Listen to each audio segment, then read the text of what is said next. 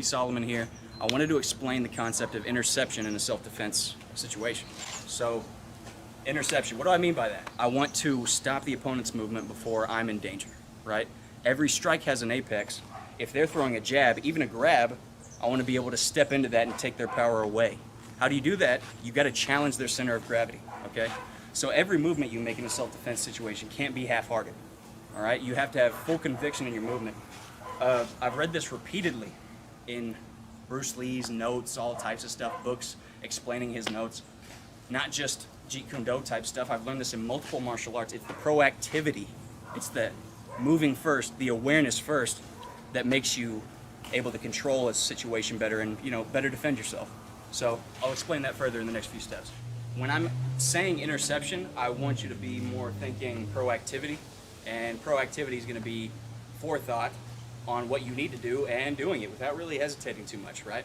So if I'm here and Mark's thinking about throwing a jab, say he's just squared up without his hands up even, I'm automatically going to be getting my footing a little bit more, you know, squared up or just balanced out.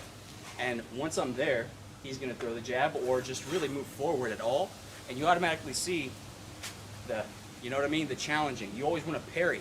So the definition of a parry is kind of deflecting the opponent's strike already with your own strike.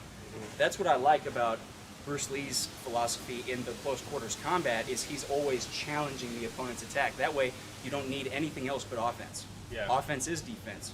Actually, they're simultaneous, because whenever I step close, or he steps close, poor guy, I'm here and I'm able to throw an elbow as I throw a punch to the lungs. You know, there's so many options whenever you use the full body. All this kung fu-y stuff starts becoming more realistic and more applicable, you know? Yeah, so whenever he posts up from a distance a little bit, and he starts closing that distance, right, I can be a little bit more, like, be aggressive, like I'm here. So attack, yeah? Yeah. I'm going to be here. I didn't make contact. Okay. No. But, so when he's posted up again, he steps forward with a meaningful jab.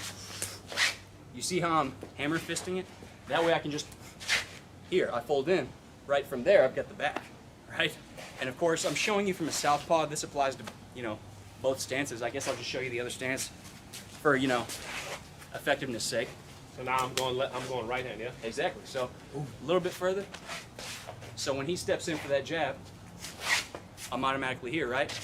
Hammer fist, deflection. Angle out with the elbow. You always want to be making contact somehow physically. That way I can feel where the opponent's going. So as he steps in with that jab, I'm here. I got his arm, you know what I mean? All you can do, switch grip, boom, pull him this way. The video was really brief, but I kept it that way so you could better retain the information involved.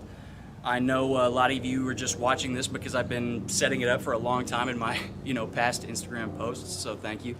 And I do want to include the fact that if you have any questions, comments, concerns, please leave them in the comments section.